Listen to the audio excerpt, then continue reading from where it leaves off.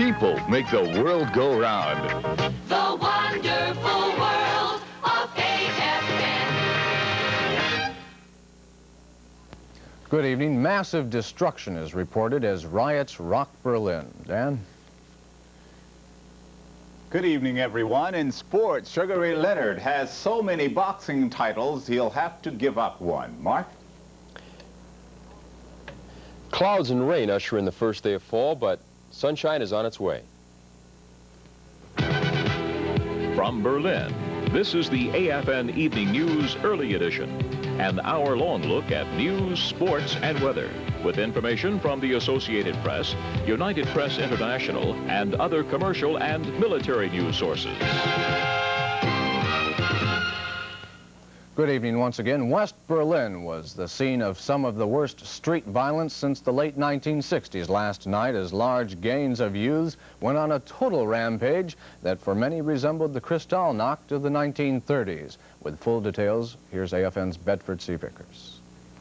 Berlin experienced its worst violence in recent months yesterday and last night when residential squatters took to the streets and began rioting. Yesterday afternoon, one of the protesters was killed on Potsdamer Strasse. He was running from police when he ran in front of a city bus and was hit and killed. Last night, the squatters took to the streets again. This time, they began rioting and looting stores. The police said that the entire length of Potsdamer Strasse was just a string of broken windows. Potsdamer Strasse was one of the many streets that was hit here in the city. It was easy to see how that the rioters actually roamed the streets and broke seemingly every window in sight. At noon today, the street was still lined with protesters. However, they were no longer being violent, and the police were stationed all up and down Potsdamer Strasse as a precautionary measure. There are expectations that more trouble will come tonight. Yesterday, 96 policemen were injured. Damage throughout Berlin is estimated into the millions of marks. One bank official gave us his estimate of the damage done to his bank alone. I think we have 300,000 cost for these windows. This kind of violence in the streets has a deep effect on the people who live and work in Berlin. The violence began when police moved in on some buildings occupied by squatters yesterday morning and had to force them out so that the owners could begin renovation work. The occupiers had been warned that they would have to leave, but they had refused to. The West Berlin governing mayor, Richard von Weizsäcker, pointed out that he had no other choice but to send in police. At that point, violence erupted. Berliners are voicing their opinions today about the violence. An official for one of the major banks here in Berlin that was hit last night today thinks that the general public is worried about the violence, that it may escalate even more. I think the same happened to the clients what happened to our employees. They are afraid that this demonstration, that brutality will escalate, and I think that's the main problem. We need in Berlin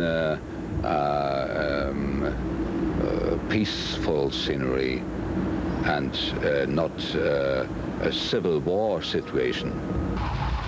The violence that Berlin has been facing because of the squatters has already deeply affected the tourist trade here in the city. The West Germans and other normal summertime visitors here have voiced fears that they would end up involved in violence if they were to come to Berlin this summer. Hotels, restaurants, and other tourist services are suffering. Meantime, people on the street have been voicing their own opinion of whether or not they feel safe walking the streets of Berlin. I don't think there's any danger in the residential areas. I don't think I would walk downtown where the rioting is going on. No, I don't think it's safe down there. I don't really know a lot of what's going on because I don't really read the newspapers or watch TV or listen to the radio very much. I mean, the news. I save myself a lot of aggravation. So I don't really know a lot of what's going on. A lot of times, because I live downtown, I see the things, and for example, I have to walk through a demonstration to go home.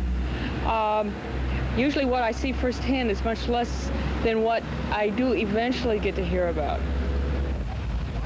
There may be more trouble tonight, which could mean more looting and vandalism. Every stone that is thrown through a window not only affects the shop owner, but the city as well. From Potsdamer Strasse, I'm Air Force Sergeant Bedford C. Vickers, AFN News. Violence also erupted last night in Hamburg and Karlsruhe, West Germany. Police in Karlsruhe say a pipe bomb exploded sometime during the night in front of the city's main police station. There were no reports of injuries. A truck was also set on fire in that city with a note claiming responsibility left that said the actions were for the dead here in Berlin. Police in Hamburg reported 38 cases of vandalism, mostly broken windows, after a demonstration protesting the death here. Another attempt to hijack a Polish airliner to West Berlin was foiled by Polish authorities last night.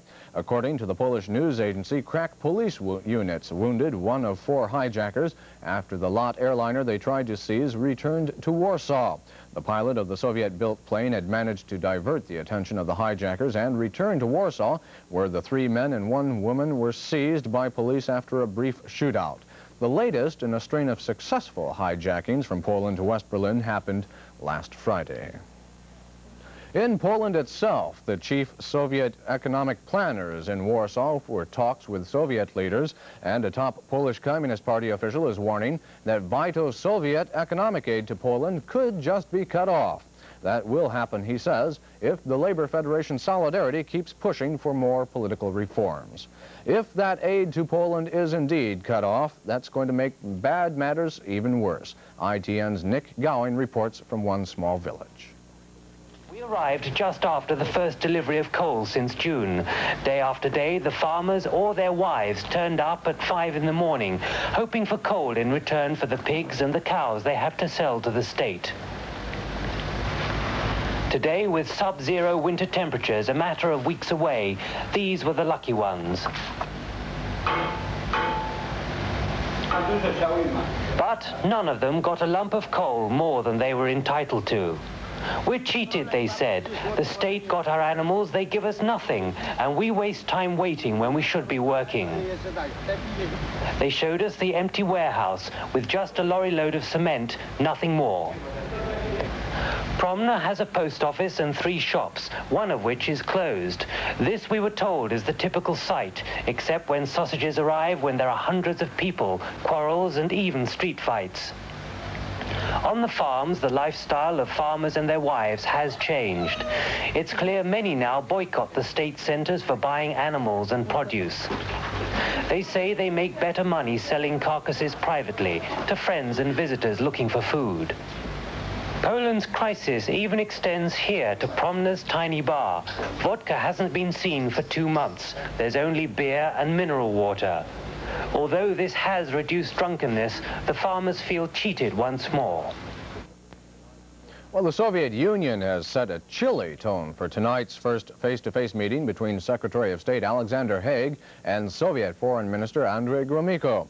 Gromyko delivered a surprisingly severe speech to the United Nations General Assembly last night, dampening hopes for improved relations between the 2 superpowers. The Soviet diplomat accused the U.S. of seeking domination over other countries and peoples by whipping up international tensions. The only pause in the tough tone of Gromyko's speech was when he said the Soviet Union would like to have normal business-like relations with the United States. Gromyko spoke only 1 day after Haig's low-key remarks to the same body. Haig has said he does not expect major results from his first encounter with the Soviet diplomat this evening, but American officials do hope to set up talks limiting nuclear arms here in Europe. Haig is expected to suggest arms talks beginning November 19th in Geneva, Switzerland. The 2 leaders are also scheduled to meet for a second time on Monday. President Reagan's national security advisor says that for a variety of reasons, the president has not been pushing the Saudi Arabian arms sale for some months. Today, Richard Allen told NBC that the president is going to get more involved now, though, in the fight to win congressional approval of that arms deal. NBC says a State Department poll found 63 senators opposed to the sale, which includes 5 sophisticated airborne warning and control systems aircraft. The State Department had no comment. But one of the planes was put on display for members of Congress to look at. The administration in that way hopes to change some minds. ABC's John McWetty reports. Buses left from the capital to take members and staff out to see for themselves the dreaded AWACS early warning plane that is causing the Reagan administration such painful political trouble. They lined up all day to get the hour-long briefing and tour that's designed to convince them that the AWACS is not a threat to Israel and that even if the Saudi government fell, the planes would not fall into the hands of the Russians. Earlier, when television cameras were allowed inside the plane, one of the crewmen described what he thinks the plane does best. We see a threat and direct fighters against that threat. It is our most modern command and control aircraft. Members of Congress who visited the plane were still decidedly uncommitted to the Reagan cause. Now, I'm still iffy, but yes, I think it showed me some things, misconceptions, what it more will do, what it won't do. Frankly, they're going to have to, it seems to me, make some basic changes before I could support this transfer. I think we have to have more control over these planes, and we've got to have a better understanding of how they're going to be used, what will be given, and just exactly how these planes are going to work. It was the first of 3 days of show and tell for members of Congress, and the turnout was less than stunning. Some 24 members showed up from the House, which the White House already considers a lost cause, and just 1 member of the Senate, where the real battle of AWACS is certain to take place. John McWethy, ABC News, Washington.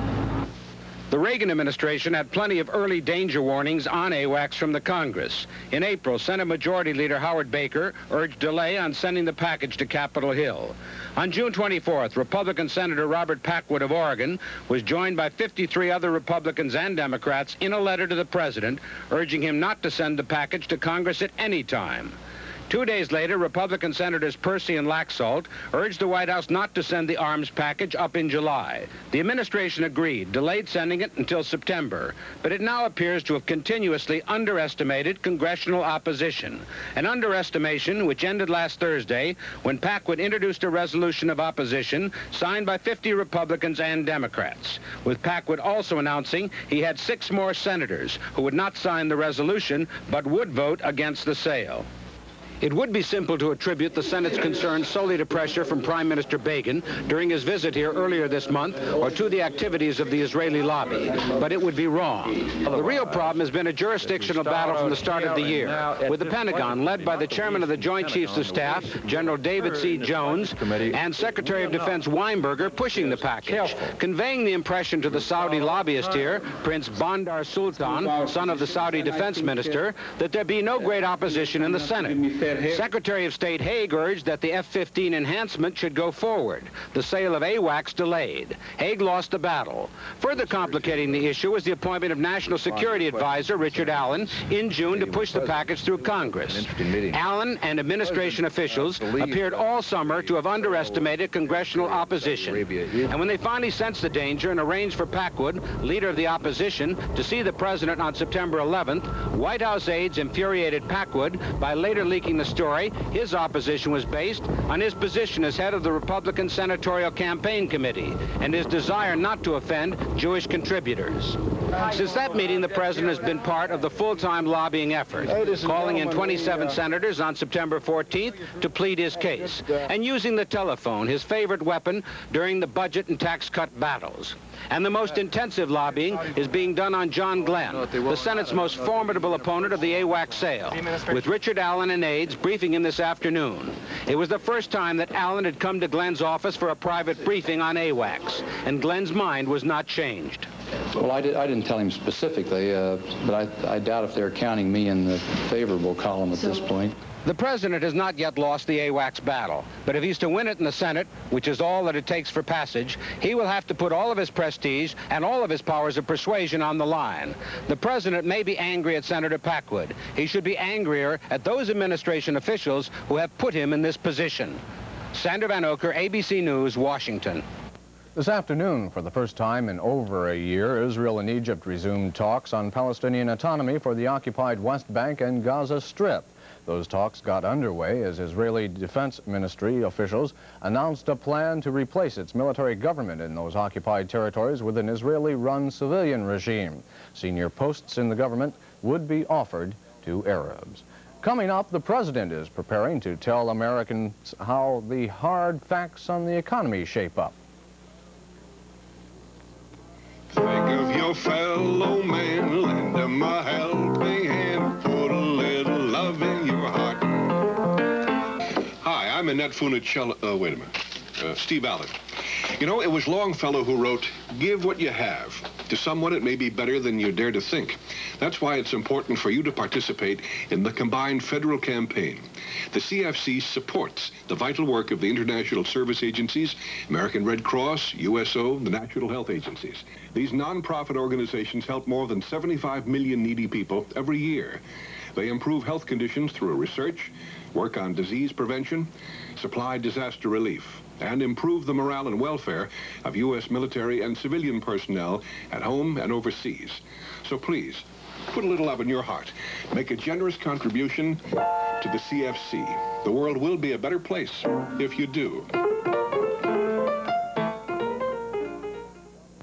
President Reagan says we're going to hear some tough facts on the economy tomorrow night as he outlines his latest budget-cutting proposals during a nationally broadcast address. Those proposals are known to include a $16.3 billion budget-cutting package for the fiscal year that begins next week. Treasury Secretary Donald Regan last night told the House Budget Committee that despite political and public pressures, the president plans to stick to his budget and tax cuts. And Regan said the administration will seek as many more cuts in non-defense spending as are necessary to finally balance the budget. However, that may not be as easy as it sounds, and it certainly is not going to be easy to get his latest programs through Congress. More on that from ABC's Charles Gibson. Republican congressional leadership at lunch today. They have been united behind their president on budget cuts and tax cuts so far, but the consensus on where new budget cuts should come has broken down. Some of the Republican leaders want cuts in entitlement programs. Some want defense cuts. If there's consensus on anything, it is that the president would be mistaken if he recommends a delay in Social Security benefit increases, as he's indicated he will. Privately, Republicans say that can't pass. Publicly, Senator Howard Baker is a bit more cautious. I don't think that I'm prepared to say that there's a clear judgment on whether it would or would not pass. At best, it would be a difficult fight. At the very least, it's not an impossible fight, but it's a judgment only the president can make, and we'll give him our best professional judgment on its prospects in the Congress. Baker and House Minority Leader Bob Michael then went to the White House to meet with the president, telling him bluntly the Social Security deferment could not pass. But the real question may be whether any further budget cuts are acceptable. As one House Republican said, the consensus on where to cut the budget hasn't just broken down, it is disintegrated. And some House Republicans now openly question whether any further budget cuts can be passed this year. Charles Gibson, ABC News, Capitol Hill. This is Sam Donaldson. Despite the 11th hour plea from Republican congressional leaders to postpone it, President Reagan has decided to go ahead with his speech this week, outlining the need for a second round of budget cuts for fiscal 1982. But in light of the leader's warning that Congress would not postpone cost of living allowance increases in Social Security and other government pension programs, the president may well modify the requests he had been prepared to make. Shortly after the leaders left the White House, one aide here said everything was up in the air. But a few minutes later, the position hardened, and spokesman Larry Speakes announced the president would go ahead with his speech. But, said Speakes, only after taking into consideration the views of the congressional Republican leaders. One official here says it's late in the game to come up with a different set of numbers that add up to the $16 billion the president feels he needs in addition to what he already has for fiscal 1982. But the official acknowledged that if something can't get passed on Capitol Hill, there's hardly any use discussing it. So what we know tonight is that the president will make a speech on the economy this week. As to what he will say, in the words of one White House official, stay tuned. Sam Donaldson, ABC News, the White House. Administration officials have now explained how they intend to cut back on the largest, most expensive welfare program in the states, aid to families with dependent children. As ABC's George Strait reports, that could mean slashing the benefits of almost 700,000 people now on the welfare rolls. 8,000 would lose all of their benefits. 279,000 would have their benefits significantly reduced. And for the 3.3 million families that remain, there would be a mass of new regulations to ensure that they meet the administration's definition of truly needy. The White House has two major goals. First, to end the double and sometimes triple dipping of some welfare families. Therefore, the new rules will make it virtually impossible for a family to receive welfare benefits in addition to food stamps and housing assistance. Second, for the first time, there would be a nationwide cap on the amount a family can earn and still receive a check. That will be 150% of a state's poverty level. The administration says that these changes and more will result in $11 billion saved, but most welfare organizations think they will result in chaos. The change means incredible hardship to people that we work with on a day-to-day basis, our clients, and not having an answer to their underlying question of why is it that there is no response to their children's need and their children's hunger. Though significantly reduced, the administration says its social safety net is still intact. All the rule changes do, they say, is redefine truly needy. George Strait, ABC News, Washington. A new public opinion poll indicates about 3 out of every 5 Americans questioned believe President Reagan is doing a good job. But the Washington Post ABC News poll shows a majority believes he cares most about the wealthy. The Post says the poll turned up dramatic shifts in public perceptions of Reagan. It found that as Reagan is moving toward more reductions in spending on social programs, the public is moving in just the opposite direction. What is it worth in terms of money to have been a hostage in Iran? That's a difficult question, but it's one that a presidential commission thinks they've answered now. ABC's David Enser reports. They arrived home from Iran happy to have what mattered most, life and freedom. But they had suffered, some from beatings and death threats, and some wanted compensation. Today, the executive secretary of the President's Commission on Hostage Compensation made public what it recommends: $12.50 tax-free per day of captivity. That's $5,550 per hostage. Also recommended free medical and psychiatric care for disabilities caused during captivity. Bryce Claggett, a lawyer for the hostage family group FLAG, says $12.50 a day is not enough. If this is all the hostages get, no, I don't think it'll be fair. As a token, which is what the commission called it, I suppose it might as well be a subway token. Claggett says the U.S. owes the hostages compensation for taking away their right to sue Iran in the Algiers agreement that freed them. One ex-hostage, William Doherty, told the commission he suffered frequent beatings with a rubber hose, and $100 a day would not be enough compensation. But another former hostage, Gary Lee, is delighted to be getting any money at all. My personal feelings are that should the Iranian government ever want to come back to the civilized world, I'd like to speak to them then. But I have no intention of suing the U.S. government for what happened in Iran. It was Iran's fault. The commission's recommendations are only that, recommendations. Now President Reagan must decide whether to ask Congress to do what they suggest. David Ensor, ABC News, the State Department. And a Swedish diplomat, presumed still alive in a Soviet prison, has been voted an honorary American citizen by Congress. The House okayed citizenship for Raoul Wallenberg last night, and the resolution now awaits President Reagan's signature. Wallenberg saved more than 100,000 Hungarian Jews from Nazi death camps. The resolution also calls on Reagan to ask the Soviet Union about Wallenberg's whereabouts and to secure his freedom. Well, here in Berlin, Mark, summer's now officially over, but the nice weather the last few days is continuing, at least except for the rain. Yeah, well, we had at least kind of half a day of nice weather today. A lot cooler than yesterday. And cooler weather back in the United States as well. Let's begin our look with the weather satellite. A warm front along the New England coast and low pressure off the coast of New Jersey continue to produce rain from New Jersey to Maine, with lingering showers over New York State. A cold front continued across northern Alabama and southwestern Virginia to a low in New Jersey. A high was located over Mississippi.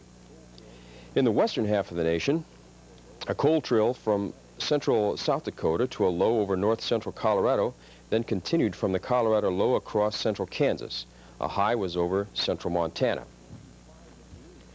And it got down to 25 degrees today in Sault Ste. Marie, Michigan, for the low temperature in the nation. Take that times 4 and add a couple, and you've got the high temperature, 102 degrees down in Imperial, California today. Well, Imperial, California at 102 degrees, that's pretty warm, but temperatures generally around the nation are cooling in reflection of this cooler fall season. Again, 50 degrees from the lower Great Lakes is expected up into New England. Those are afternoon highs. And 60 degrees from the upper Mississippi Valley through the northern plains and into the northwest, and also parts of the mid-Atlantic. highs in the 60s.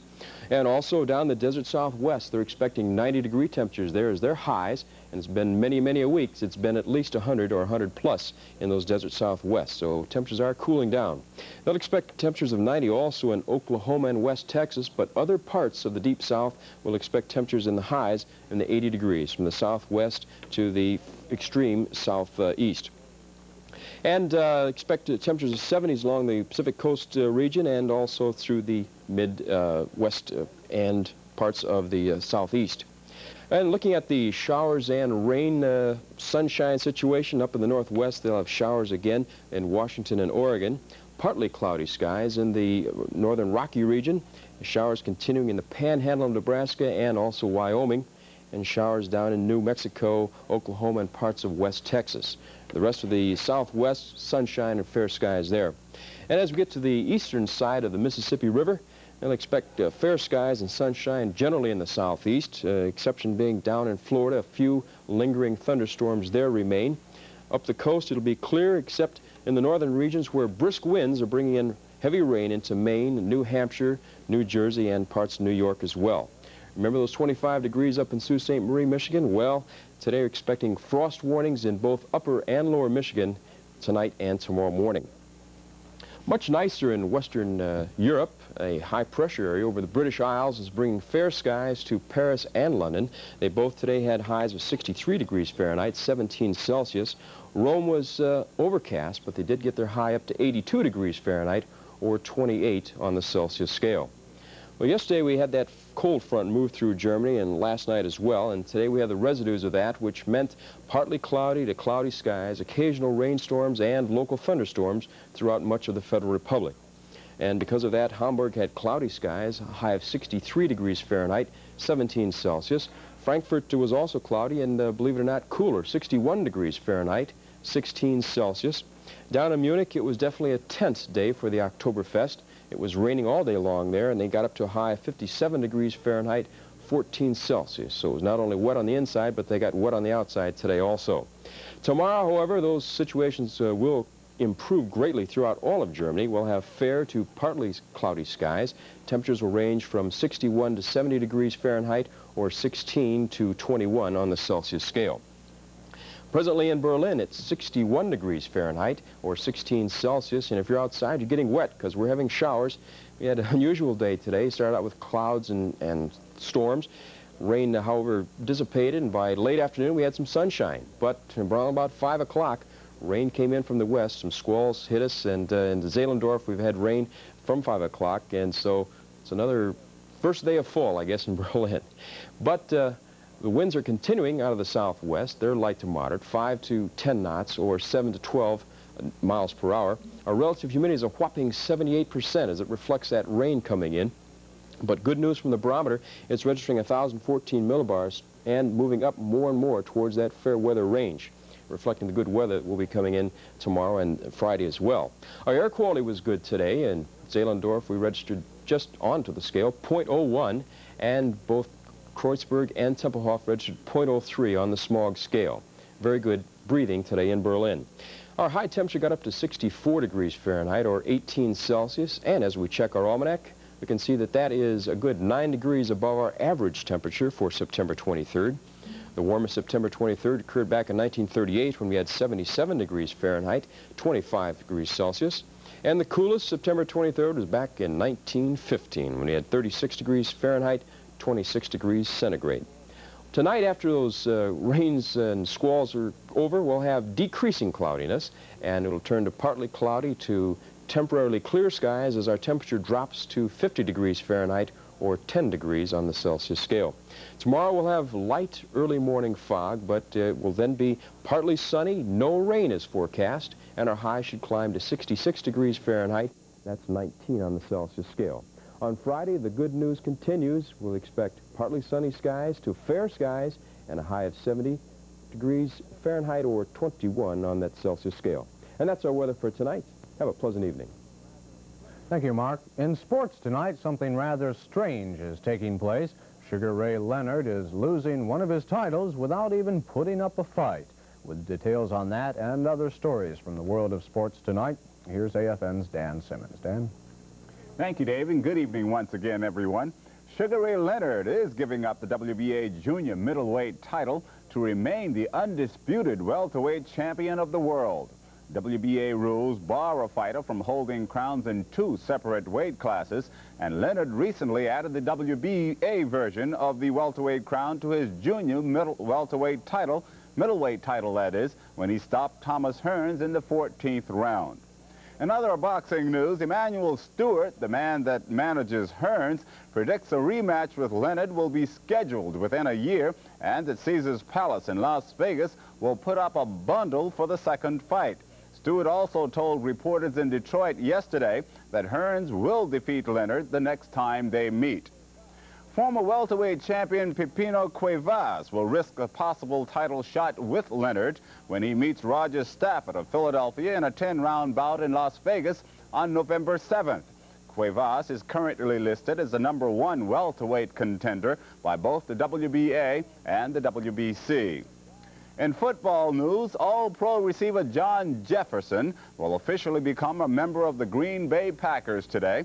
Acquired on a conditional trade from San Diego last week, Jefferson reached a verbal agreement on a 4-year contract yesterday and is expected to sign with the Packers today. To get Jefferson, the Packers gave up receiver Undra Thompson, plus a first-round draft pick and a pair of #2 choices. The San Francisco 49ers have activated rookie halfback Amos Lawrence, who was drafted by San Diego but could not come to terms. Lawrence, who gained more than 1,000 yards in rushing in 4 consecutive years at North Carolina, has been working out with the 49ers the past 2 weeks. The Miami Dolphins say starting fullback Woody Bennett will miss the remainder of the season because of a knee injury suffered in Sunday's game in Houston. And Mike Williams, the Kansas City Chiefs reserve fullback, underwent knee surgery yesterday and also will be lost for this season. In addition, All-Pro defensive end Art Still is scheduled to undergo an examination tomorrow to determine the extent of a knee injury he suffered in Sunday's game against San Diego. And in that game, the San Diego Chargers held off a second-half rally by the Kansas City Chiefs to win the game. Also, the Bears beat the Buccaneers and the Steelers trounced the Jets. And here are the combined reports from ABC Sports. The Bears went into their encounter with Tampa Bay Sunday winless in their first 2 games, but they expected a victory, thanks in part to the Buccaneers walking wounded. However, one of them, defensive back Mike Washington, put Tampa Bay on the scoreboard first with an interception. In the second quarter, the Bears' Gary Fensick picks off a Doug Williams pass and puts the offense in good position with a return to the Bucs' 20-yard line. And the Bears make the most of the opportunity when Matt Suhey scored from the 2 and tied the game at 7, delighting the crowd. The big play for the Bears came just before halftime. Jeff Fisher, a rookie out of Southern Cal, takes in a punt, picks up some timely blocks, and motors down the right sideline on his way to an 88-yard touchdown and a 14-7 Bears lead. The Buccaneers bounced back to retie it after the half on a Williams to Kevin House pass. But Vince Evans took over from there, scoring on the quarterback draw to put the Bears on top for good. And in the fourth quarter, he teamed up with running back Dave Williams as the Bears scored their first victory, a 28-17 win over Tampa Bay. This is Jay Berry reporting. The Chargers were down by 7 in the first quarter before Dan Fouts led them to 28 straight points, the first touchdown coming on his 13-yard pass to Kellen Winslow. On their next possession, Fouts got the ball to James Brooks, and the top draft choice broke tackles to get to the end zone to give San Diego a 14-7 lead. In the second quarter, after a Chuck Muncie touchdown, Fouts passed to Coach Walt Michaels' job is reportedly safe. This is Tom McDonald reporting. In other football news, the Cincinnati Bengals have placed safety Ray Griffin on the injured reserve list and have re-signed defensive back Greg Bright, who has been put on waivers 2 weeks ago. Griffin dislocated a shoulder in Sunday's 20-17 loss to Cleveland. Los Angeles Rams quarterback Pat Hayden will test his sore ribs in practice tomorrow. Hayden was knocked out of Sunday's game against Green Bay when he was hit by defensive end Mike Butler, but x-rays taken Monday revealed no broken bones. Injuries also continue to haunt the defending Super Bowl champion Oakland Raiders. The latest casualty is fullback Mark Van Egan, who cannot straighten his left leg. He's the fifth Oakland starter to be sidelined by injuries. The Atlanta Falcons may be missing 3 starters on Sunday when they take on the Cleveland Browns. Linebacker Joel Williams and defensive end Jeff Murrow are definitely out, and offensive tackle Warren Bryant has a sore thigh. New Orleans Saints coach Bum Phillips was hospitalized last night because he was running a high fever. It was not known what is wrong with Phillips, who will undergo tests this morning.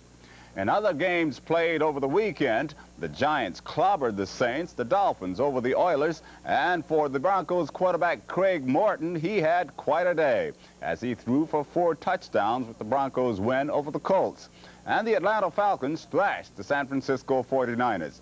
We have these reports from ABC Sports. Quarterback Phil Simms had his best day as a pro, completing 28 passes. This one to Gary Shirk put the Giants up by a touchdown. The Giants set a few team records in the victory. Joe Danello's 55-yard field goal before the half ended was won as the Giants led by 13-0. Danello a happy man. Heisman Trophy winner George Rogers found running against the Giant defense a tough task. He got 75 yards, though. Billy Taylor's plunge into the end zone made it 20-0. The Saints did score late in the game, but it was a losing effort for Coach Bum Phillips as the winning coach Ray Perkins walked off the field. This is Tom McDonald reporting. Miami led 3-0 in the first quarter when Ken Stabler fired a 71-yard bomb to Ken Burrow, who ran it in untouched, giving Houston the lead. Miami's Uwe von Schamann, who scored all of his team's first half points, kicked 2 more field goals, this one giving the Dolphins a 9-7 lead going into the locker room at the half. The Oilers tried to charge back in the second half. Here, Ted Washington intercepts a pass by Miami backup quarterback Don Strock, who had gone in to replace David Woodley at halftime. But Miami's defense, which sacked Ken Stabler 8 times, kept the Oilers in check, and they had to settle for a field goal and a 10-9 lead going into the fourth quarter. Then it was the Dolphins' turn. With 6:40 left in the game, Strock passing to Andra Franklin, who scored, and Miami won 16-10. This is Dan Lovett reporting. The Falcons put points on the board early against the San Francisco 49ers. Steve Bartkowski throws a 29-yard TD pass to Alfred Jackson for a 7-0 lead in the opening period. Then after a Mick Luckhurst field goal, Lynn Kane takes matters into his own hands and legs. His second efforts on the screen pass resulted in an 18-yard TD run. Atlanta leads 17-0 still in the first quarter. The 49ers finally score when Joe Montana finds Charlie Young. At the half, it's 24-10 Falcons. Atlanta cements the victory in the second half. With San Francisco at the Atlanta 7-yard line, Tom Pridemore intercepts a Montana pass and returns it 101 yards for a touchdown. The Falcons soar over the 49ers in the end, 34-17. This is Alan Jeffries reporting. It was this second quarter pass from Craig Morton to Ron Egloff that put Denver on the board after Morton was intercepted 3 times in the first period. Later in the second quarter, it was 3rd and 13 when Morton connected on this 29-yard pass to Steve Watson for a 14-0 lead. After a Mike Wood field goal put Baltimore on the board, Curtis Dickey cut right and took off with 63 yards for the only Colt TD of the day to make it 14-10 Denver. Denver hadn't scored in the second half this season until an 18-yard pass to Watson increased the Bronco lead 21-10. Later, Craig Morton cranked up, and Watson caught his 3rd TD pass of the day, a 48-yarder for a 28-10 Denver win. This is Kevin Kennedy reporting. Southern Cal will be trying to protect the #1 spot in the college football rankings when the Trojans host Oklahoma Saturday. Southern Cal received 28 first-place votes to top this week's UPI ratings, while the Sooners drew 10 first-place votes for the #2 spot. Although the game will be played on Saturday, it will be brought to you live on AFN, not live, but by delayed satellite on AFN television Sunday afternoon, starting time at 1:10 p.m. That's this Sunday afternoon, Southern Cal and Oklahoma, delayed satellite feed game, 1:10 on AFN television. Then on Sunday evening again, starting at 6:10, it's a double-header football game, live by way of satellite this time. The first game will be between the Oakland Raiders and the Detroit Lions. And immediately following that game, it's the New York Giants and the Dallas Cowboys. Both games will be brought to you live by way of satellite this Sunday evening, starting at 6:10 on AFN television. And for the Springboks South Africa team, it may have been a nip and tuck in the courtroom yesterday, but that was not the case on the rugby field. The South Africans trounced a group of Eastern All-Stars 41-0 last night in Albany, New York. Hours earlier, a federal court in New York City turned aside a state government request that the game be canceled for fear of anti-apartheid protest. And we'll have more sports right after this. The U.S. Berlin duty train is here for your convenience, and it's free. To make or cancel a reservation, call Berlin Military 6381. If you have a reservation and can't make it, please call at least 24 hours in advance so that your place may be given to somebody else.